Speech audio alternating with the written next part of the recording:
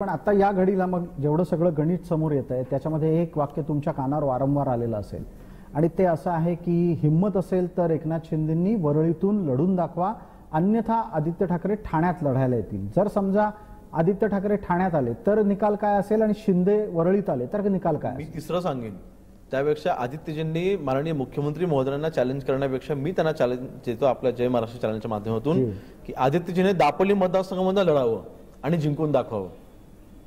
त्यांनी जिंकून माझ्यासमोर त्यांनी जिंकून दाखवावं, हे माझं त्यांना चॅलेंज आहे। त्यांचे विचार जर का लोकांनी स्वीकारले असते तर त्यांनी बिंदास माझ्या दापोली मतदारसंघामध्ये निवडून लढून दाखवावी आणि जिंकून दाखवावी, हे माझं त्यांना चॅलेंज आहे आपल्या माध्यमातून। त्यामुळे आदित्यजीने वरळीमधनं किंवा मग ठाण्यामधनं लढण्याची भाषा तर करूच नाही, जिथे एकनाथ शिंदे साहेबांसोबत खालच्या तळागाळातला कार्यकर्ता जोडलेला आहे।